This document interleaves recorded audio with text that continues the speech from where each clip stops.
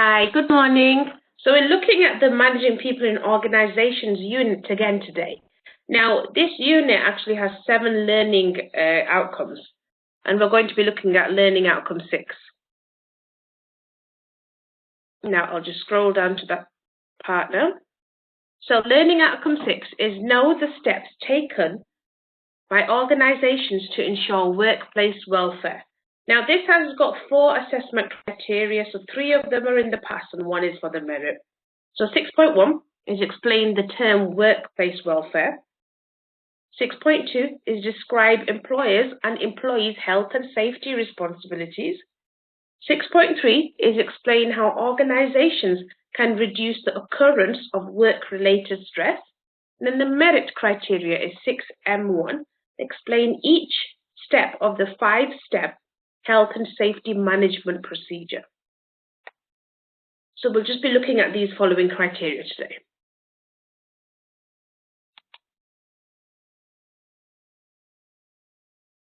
So, learning outcome 6, know the steps taken by organizations to ensure workplace welfare. Now, we're going to just look at what the term workplace welfare actually means. So we've got a little synopsis over here. So a workplace is any location. So it might be permanent, it might be temporary, it might even be based in an office, it might be based in your home at the moment. So it just depends on what your workplace is. So it's where an employee performs any work-related duties. That is what we term as a workplace. So this includes buildings, the surrounding grounds, the parking lots, any field locations, any client homes, if you're traveling to and from something to do with your work, if you're traveling to appointments or clients or other colleagues, that's all classed as workplace. And then welfare. Now we know what a workplace is. What is welfare? So welfare is the provision of a minimal level of well-being and social support for all citizens, and it can be referred to as public aid. So it's in developed countries, welfare is largely provided by the government and to a lesser extent by some charities or by some social or religious groups or intergovernmental organizations. Now, workplace welfare. So what is this in one thing? What does it mean together? So the welfare measures aim at integrating the socio-psychological needs of employees. So your physical needs, your mental needs, your environmental needs. So the unique requirements of a particular technology, the structure and process of the organization, and also the existing socio-cultural environment. So this creates a culture of work commitment within the organization, and it also ensures that you've got higher productivity and a greater job satisfaction. So if you feel you're getting looked after, your needs are being met, your physical needs, that you've got a warm place to work in, you're comfortable, your mental well-being is being met, you're able to get your breaks, you're able to work within your own comfort, you're going to be committed to the work that you are at. You're going to have a greater job satisfaction than if these needs are not being met. So due to the welfare measures, employees feel that the management is interested in taking care of the employees. And this is a good thing that an employee will feel. If you feel that your management is looking after you, then it will result in the sincerity and commitment and loyalty. So you're going to feel all of these things towards your organization, or your employees will feel these things towards your organization. So employees will work with enthusiasm, they'll be energetic, and this will result in an increase in production and also hopefully increase profit as well. And then welfare inside the workplace, we've just got this image here. Now, it just has a few points in here about what type of welfare is within the workplace. So it's the conditions of your workplace environment, it's the safety and cleanliness, it's how hot or cold it is, how the temperature has been set. Have you got good ventilation? Have you got good lighting? Are you sitting at a desk where you've got flickering light all day? That's going to bother you. It's going to be bad for your sight. Is that going to get fixed? How are your issues dealt with? You know, things like this, it can create discomfort. Is how your work hours are distributed, what sort of rest breaks you get. Have you got safety measures in place? Are there like maintenance of people that actually come in? Is the equipment that you use, is that maintained?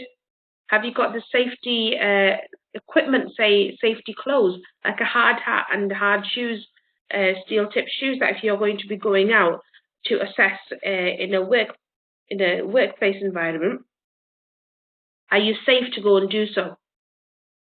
Have you got notifications, things like posters or notice boards just telling you how things are going at the moment, what sort of changes are happening, or even just health and safety information? Have you got things like conveniences? So have you got restrooms, bathrooms, dustbins, water to drink? Have you got somewhere to go and get a hot drink? Can you go and relax in a staff room? So these are the things that are within the workplace. And then number 3, we've got labor management. So what have you got on food, food safety and work? What sort of welfare activities have you got within the work? Then we get healthcare services. So this is like dispensary or ambulance or medical examination or health education. So in other words, in a normal workplace, do you have people there that are trained within first aid? So if you get hurt or if an employee gets hurt and it's a minor injury, is somebody there to just have a look at them and see if they're okay? Are they trained in first aid? So then we got women and child welfare. So have you got provisions for women that might be pregnant, so due to some maternity aid? Have you got any childcare provisions? Say if you've got a lot of parents that work for you, do you have a childcare facility within your work? And then do you have separate facilities for women? So if you've got a mixed ratio of men and women that actually work within your workplace, do they share the same bathroom? Or have they got separate facilities for them? Because that is exactly what's needed. Then we can go into workers' recreation. So have you got that indoor area where they can go, say, into a staff room and relax and read a book? Or have they got a games area? I mean, I know in some places they have gyms, swimming pools, saunas. So depends on what sort of recreation. And then things like employment follow-up, so counselling, feedback, your employees adjusting to their workplace. Are they having any issues that need solving, say if they can't get into the systems or if they need to check emails but they're not receiving emails, are they getting told what's going on? So you need to do a follow-up. And then things like economic services, so loans, financial grants, insurance. Now, economic services are a good thing for people that might work far away from you. So people who are traveling to work. So they might be getting the bus or they might be cycling to work or they might need to drive to work. A lot of companies, a lot of organizations now will actually offer an interest-free grant to these people so that they can purchase a bicycle or they can purchase a car that they can make their commute a lot easier.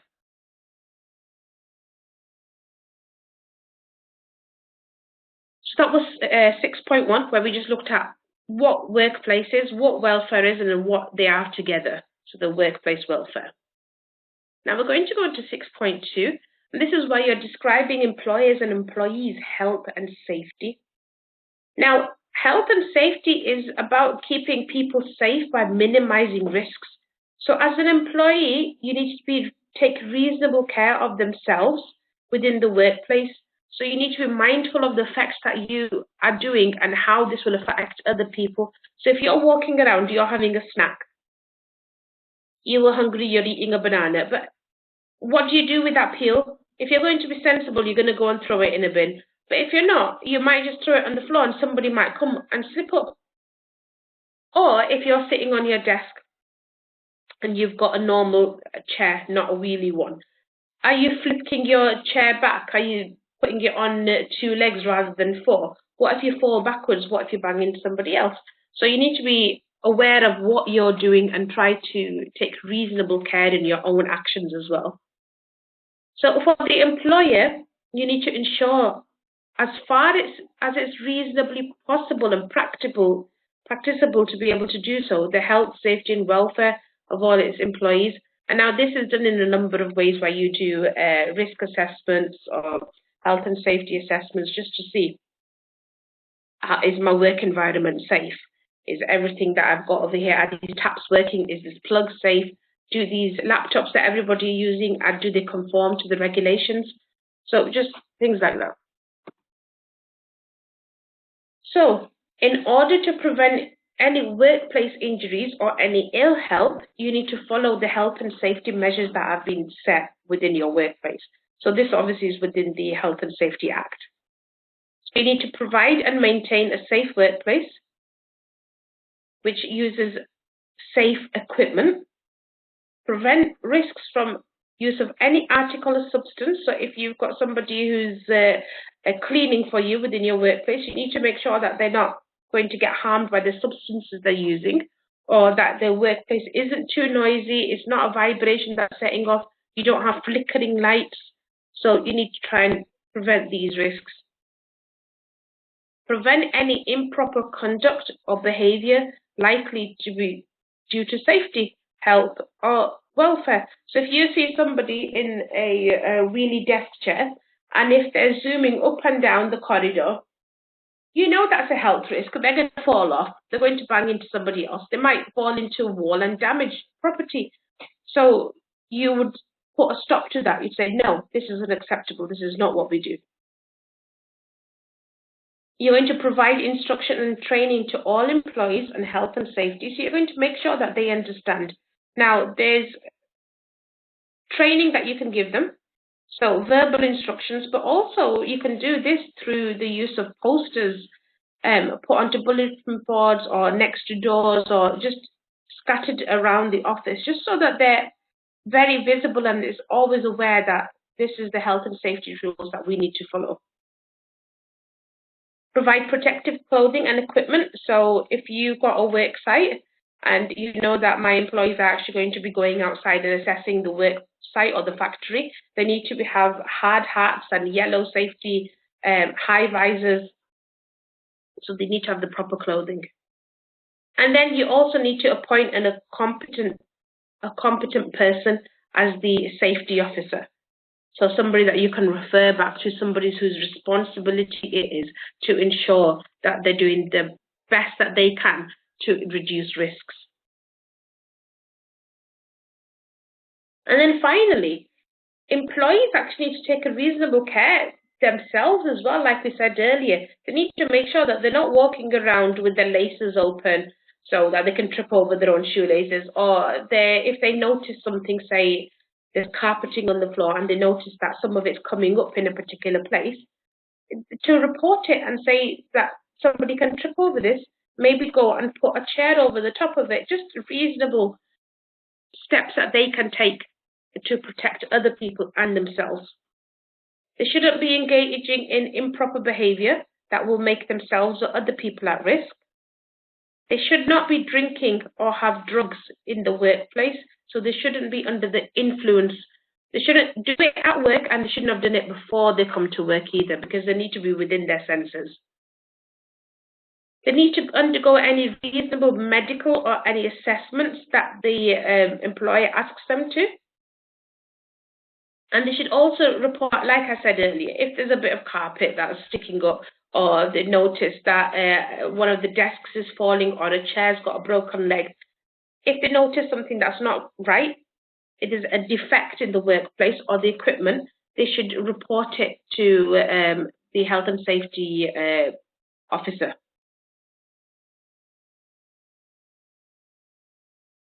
And now on to 6.3.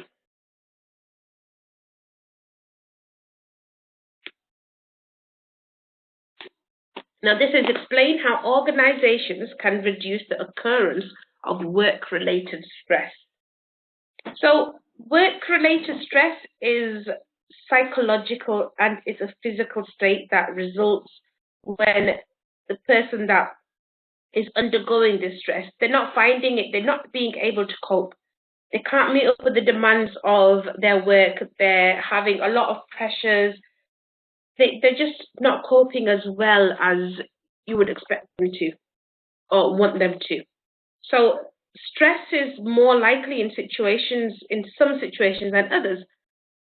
So stress can undermine the achievement of the goals. So it can be bad for the individuals, it can be bad for the organizations. Now, there are many things that will actually cause stress, and we've got some of them here. So workplace factors that have been found to be associated with stress and, and health risks are categorized as those that do with the content of the work. So you've got things like social and organizational context of the work. So these are intrinsic to the job.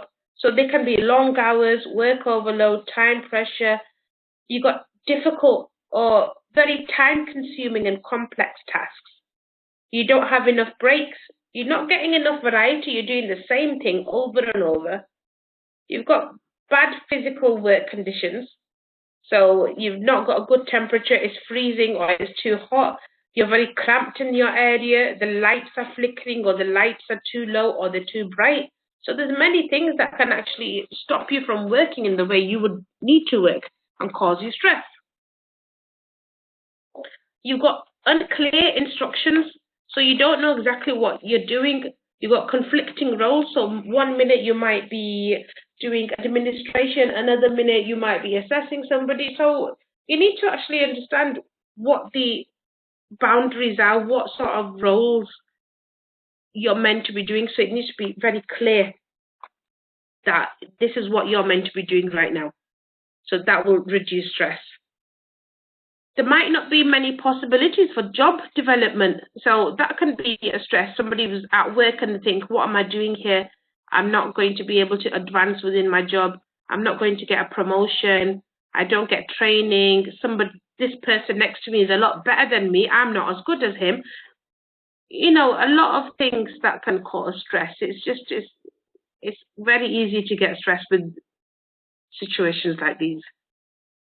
Then you can have managers that are critical or they're demanding or they're being really unsupportive, or they can just be a bully, to be honest, and maybe they've taken a dislike to that person and they're just not being very nice to them. So that's going to create a negative dynamic between the management and the employee. So it's not going to work towards them. You might also have an organizational culture where you will do overtime, but you're not actually getting paid for it. We call this presentism, and this will actually cause stress as well.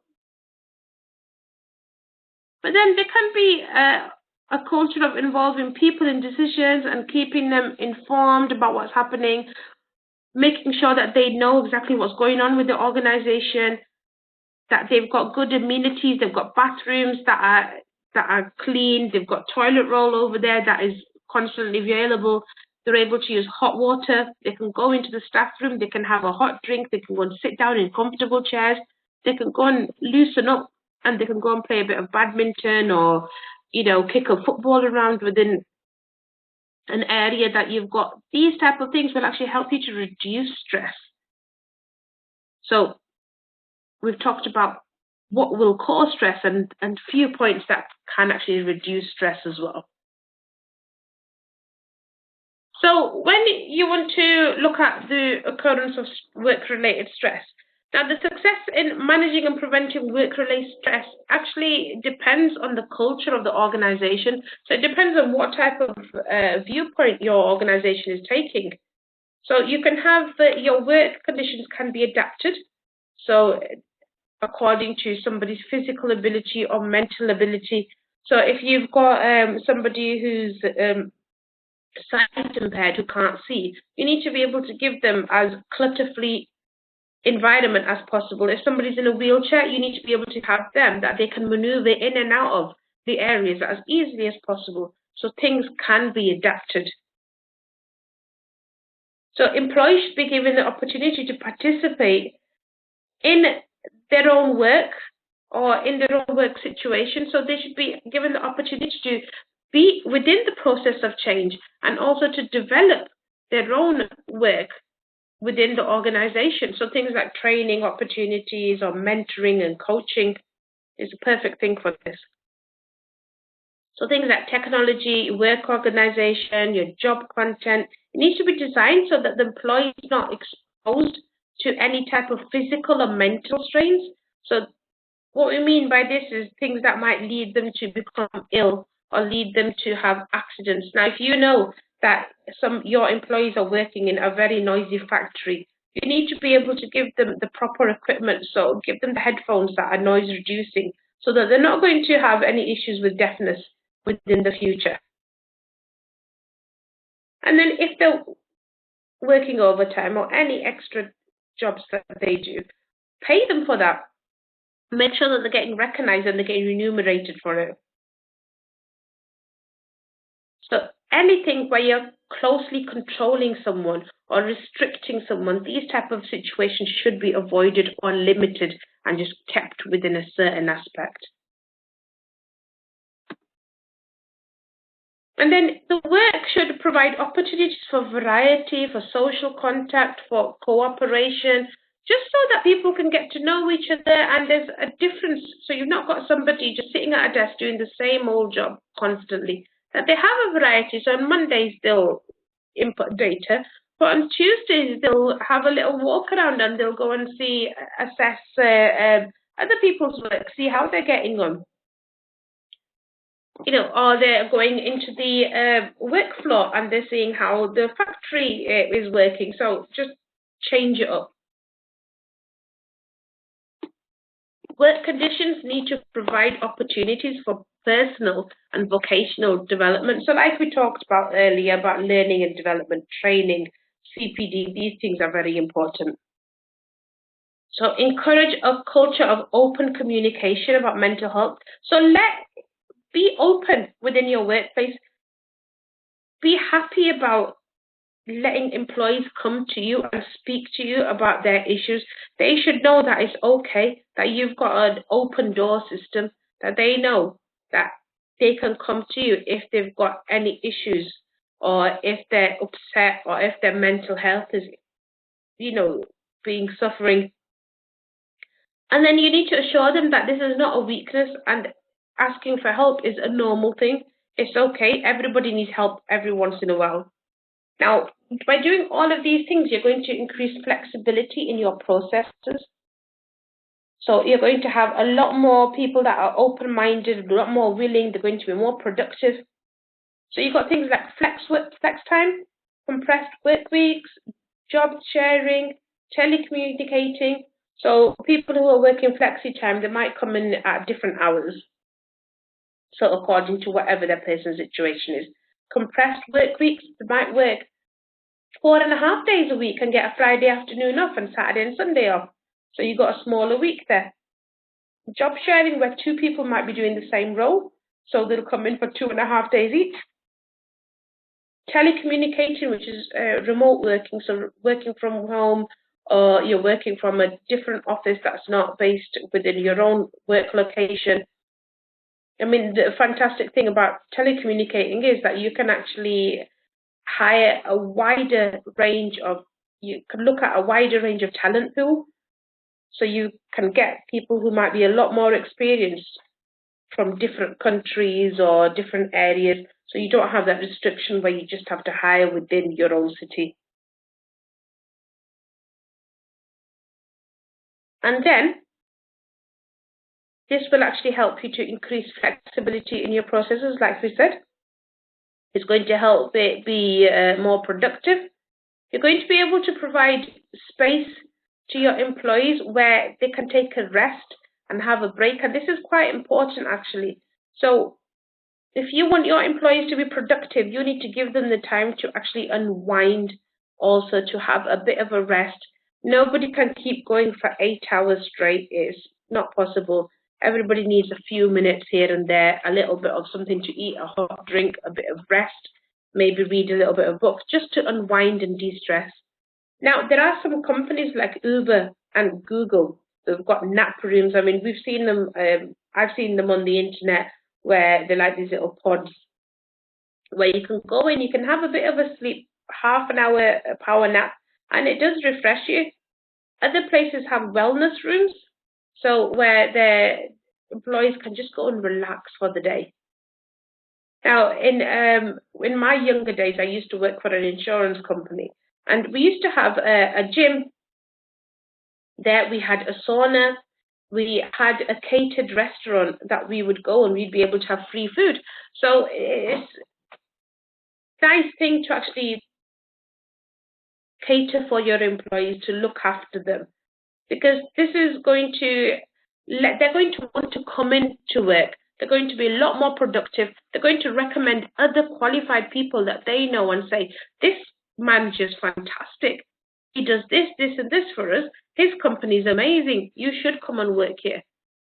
So that's the positive of it. Now, if your employees are always busy and they're always working out, and it's most likely that they've not had the rest and relaxation that they need, and this will actually contribute to work stress. So it's quite important to have provisions in place where you can actually look after them. It'll show them that you actually care as well.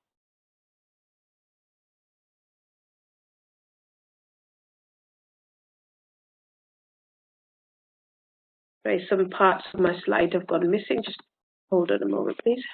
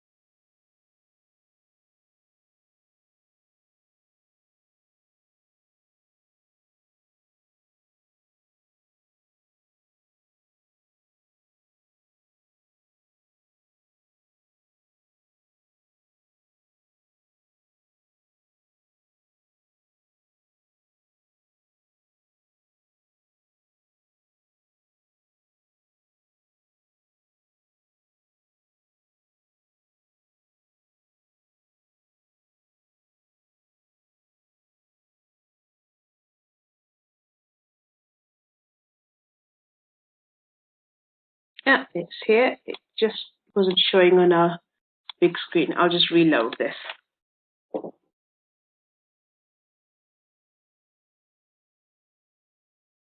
Won't be a moment.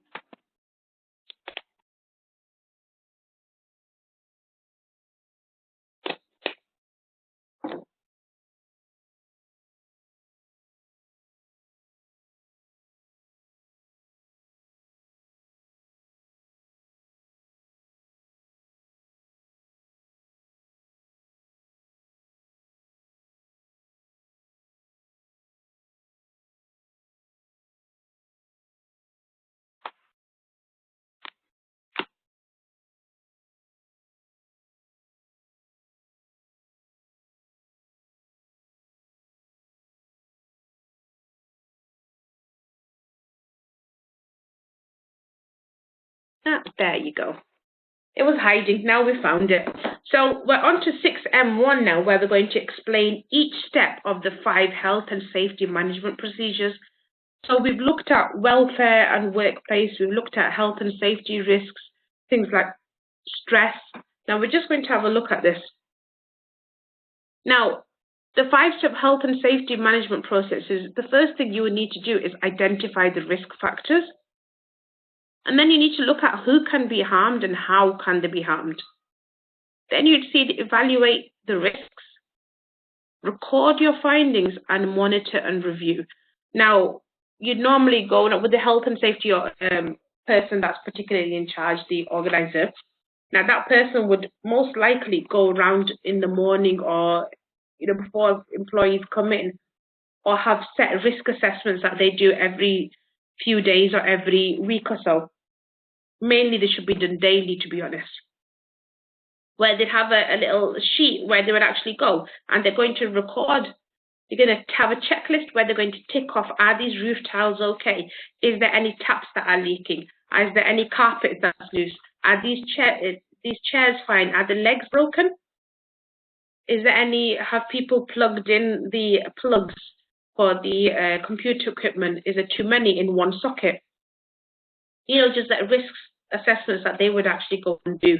So it's important that this is actually done. So these are the 5 factors that we need to explain. Now I've got a few things on here that I've just talked about in a little bit more detail. So risk assessment. So what are risks? So this is a situation that might cause harm or cause a person to be exposed to danger. So this is anything that might cause somebody to get hurt or to be in a dangerous situation. Now, how can you identify these? So if I was a risk assessor, that I'm going to be, it's my job to go around and to walk around and see what, you know, how the office is or how the work environment is. I would get my checklist, which would have been prepared by the organization, but all the risk factors that we can see. If I'm on the factory floor, I would go around and I'd see, is there any hazards? Now we're using machinery that will has got sharp blades on it. Can somebody get their hands pushed under the barriers? Are these barriers broken? Is there any trip hazards? Are there any wires on the floor? Is there any loose flooring or tiling? How is the lighting? Is it too dark? Is it too light? You know, you got to see, is it flickering? I would go around and see that. If I was in an office, I would go around and check, are these chairs okay? They're not broken, are they? You know, are the taps working? Is the kettle working? Can somebody harm themselves, you know, by falling over something? So those are the type of risks that I'm talking about. So that's how you would identify them, by going out and physically doing a risk assessment. Now, as we've got a safety audit. Now, what is a safety audit? Now, this is a process where information is collected and it's relating to the efficiency, effectiveness, and reliability of a company's total health and safety management system. So how are these carried out? So in just the same way as a risk assessment, because they just flow off one another. So you're going to go around and you're going to see, is this environment safe? If you're going to do any outdoor work, is it possible for us to be working over here? Is there any sharp objects on the floor? Has somebody thrown any cigarette butts on the floor? Does this area need cleaning? So just as you would do a risk assessment, that's how you do a safety audit, because they work within each other. Now, all of this information is on Moodle. So you're welcome to have a look on there. We've got this PowerPoint, which is on there. And you'll get the recording forwarded to you also. So thank you very much, and I shall see you in tomorrow's session.